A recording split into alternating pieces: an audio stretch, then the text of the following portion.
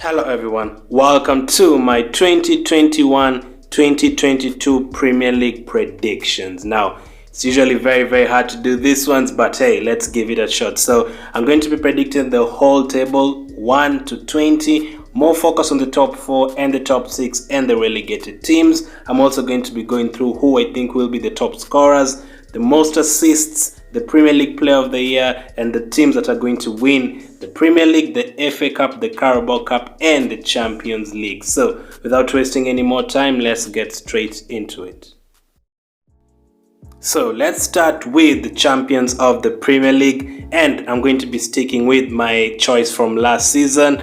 Many people expected Liverpool to win it last season. I predicted City and they ended up winning it, and I'm going to stick with that decision. I think City with Grealish. I know for the start of the season, they're missing a couple of players. De Bruyne is out, Foden is out, the likes of Walker, Sterling and Stones who played at the Euros are not yet fit. But when everyone is fit and when everyone else comes back, they will be ready to go. They'll be ready to score the goals. They'll be ready to defend. They were keeping clean sheets as well last season, so they're ready to go.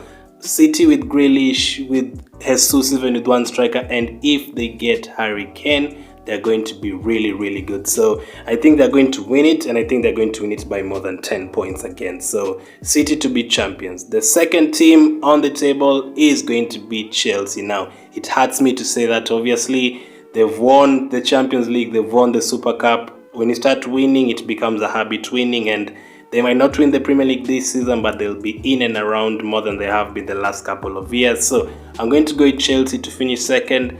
Maybe close to City in January, February, but at the end of the season, I'm expecting City to pull away. So Chelsea to finish in second position.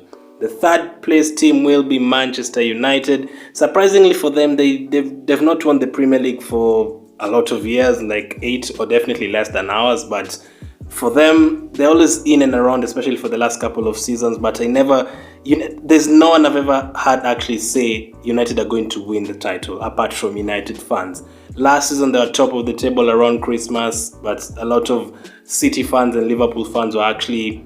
City fans were more afraid of Liverpool, and United are the ones who are top of the table. So that was shocking in itself. So I'm going to go for United to finish third. Sancho, Varane, they've kind of sorted out their problems in terms of centre-back and right winger. They've not sorted out their midfield. They still have the likes of Matic and Fred, but if they ended up getting another player again, maybe they could battle Chelsea for second, but I'm going to stick with United in third. And then the fourth place team, I'm going to go with the same team I put in that position last season, and that is Liverpool.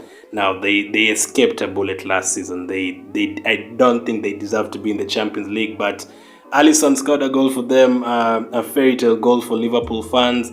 And with Salah and Mane there, both of them, by the way, I think if they score 5+ goals, which they will this season, they'll both be on 100 Premier League goals. So that is something both of them will be going for.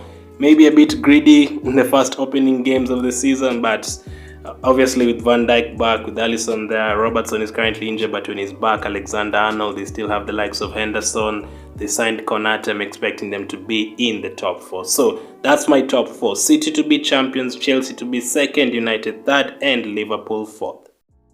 Next up, let's get to the teams that are going to be finishing in the Europa League spots. Now, sixth position, I'm going to go with Tottenham. Now, it's really an uncertainty right now. I still don't know if Kane is going to be there. I still don't know if Kane is not going to be there. But if Kane is not there, they could even finish lower than 6th. But as of now, I'm going to put them in 6th. And yeah, I'm going to put our Arsenal in 5th. I mean, that would be a big surprise in itself. Top 4 would be a miracle, and top 6 would be a big surprise. But I mean, the teams that are in and around 6th and 7th last season, the likes of West Ham and those kind of teams, I don't expect them to have seasons like they had last season, if you know what I mean. The likes of West Ham and Aston Villa outperformed themselves, and they've lost a couple of players like the Lingards of this world. So maybe that could be an advantage for us. Obviously, the top 4 teams that I've put in the top 4 have improved in terms of squad and players coming back from injuries, but the likes of West Ham haven't really strengthened their teams to the point of like they'll increase their strength in terms of leaving Arsenal behind. I don't think so. So I'm going to put Arsenal in 5th, not because we've signed good players or anything like that, but because the teams that are around 6th and 7th, I'm expecting them to go a bit low this season. So I'm going to put Arsenal in 5th. Before we get to the rest of the positions, let's go straight to the relegation candidates. So for me, in 20th, I'm going to put Norwich. I think they'll struggle again. Maybe 19th, the best they can get, but with Gilmore and a couple of more players, I don't think that's enough. We saw them starting with a lot of firepower the last time they're in the Premier League, but at the end of the season, they lost 10 straight games. So I'm expecting kind of the same, unfortunately, for them. In 19th, I think this season Brighton will not escape relegation. Now, last season, they were very good in terms of creating chances and shots and all that, but did not convert. And this season, they've lost Ben White, obviously, to Arsenal. I think Dan Burn is injured at the moment. They're missing a couple of players like Welbeck through injuries. So again, this season they've escaped relegation the last 3 seasons. This time round, I don't think they'll escape it. They were lucky to escape the season where Huddersfield got relegated, and also last season. So this time I think they're gone. And another team that I think is gone as well is Burnley. Now, if you look at Burnley's squad right now, literally whichever team you support, I don't think you take any player from there. They are very short of numbers and very short of quality. Obviously, the manager is the one who always gets them in a good position, like at the end of the season, like 16th or 17th. They always find a way to get a couple of 1-0 victories, but this season I don't think they'll get that. Wood just played in the Olympics. I don't even know if he's going to play the first few games. And fun enough, Burnley and Brighton are going to play each other in the first game week. So maybe after that game week, we'll find out where each of those teams stand. So for me, Burnley 18th, Brighton 19th, and Norwich 20th. All 3 teams to be relegated, unfortunately. So next up, a quick run through the rest of the Premier League. And in 7th position, I'm going to put Leicester. Now, a lot of people are expecting them to get the top 4 this season. I'm afraid I am not.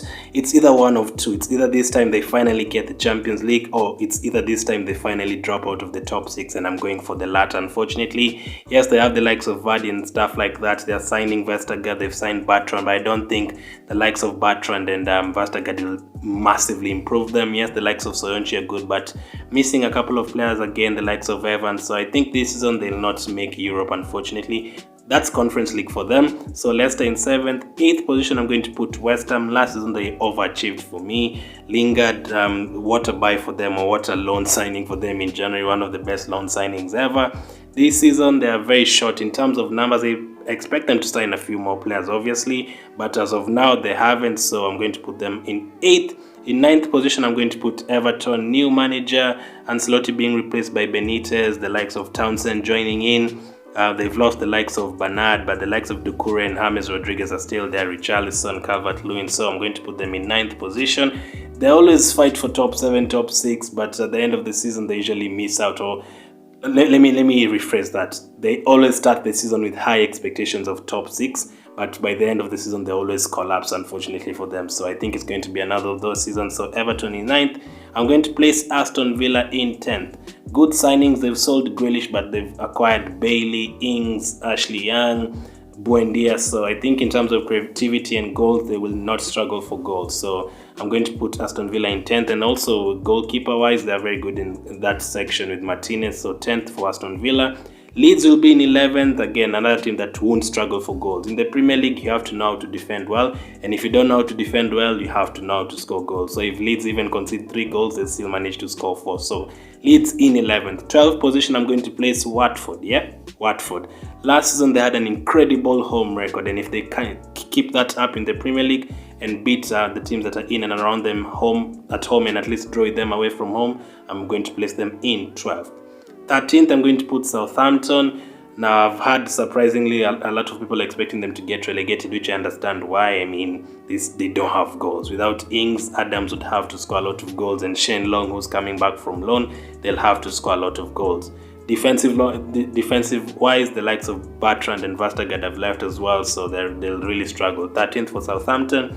Crystal Palace with Vieira, I'm going to put them in 14th. They won't get relegated. They'll be a mid-table team. 15th, I'm going to place Wolves. Jimenez, yes, will get a couple of goals. Lucky to have him back, but I don't expect them to be high up like they were in their first season. Newcastle in 16th, haven't signed any players. And Brentford will be in 17th, but will survive. So that's the full table for me. Let's get to the individual accolades now. So for the top scorers, I'm going to place Lukaku straight in. it's hard to believe that he'll struggle in England. I mean, at Everton, the number of goals he scored, at West Brom, the number of goals he scored. At United, he didn't score that many, but he still did score goals. And he's a few goals away from actually being amongst the top 5 players of all time in terms of goals. If he actually stayed in the Premier League, he would have been up there. So Lukaku to get 25, Mohamed Salah to get 22 is always around, and Jamie Vardy to get 20. All of those players will probably get a few penalties as well. So that's my 3 top scorers. In terms of most assists, KDB again, 15 this time round. Son will get 12. Last season he had a crazy partnership with Kane in terms of goals and assists. I'm expecting him to get 12 again this season. And then Saka at Arsenal, yeah? He'll get 12 assists. 10 to 12, but I'm going to place him at 12. I think it's going to be another breakout season for him. Player of the year, I'm going to go with Bruno Fernandes. Unfortunately, I think he's really pretty good, so I think he'll keep on being good for this season as well. And with Sancho, the assists will increase, the number of goals will increase. So Bruno to get player of the year, and a few other players, maybe surprises like Grealish at City maybe, or Asala obviously again. So yeah. FA Cup, I think Liverpool will win the FA Cup. This is just a shout. So I think Liverpool will finally win the FA Cup now. They always get knocked out of these competitions. Usually they concentrate on other competitions. Carabao Cup, Arsenal. I think Arsenal will finally get the chance to win the Carabao Cup. We always play youngsters, but since 25 years we are out of the European competitions, maybe this is the time now we'll finally win this competition now, since we are out of the European competitions. And then Champions League, I think Bayern will win, but PSG will obviously be in and around. So those are my predictions. Let me know your predictions, your top 4, your relegated teams, your top 6, your top scorers, your most assists players, and Premier League player of the year. As of now, thank you for watching. Smash the like button, and I'll catch up with you guys later.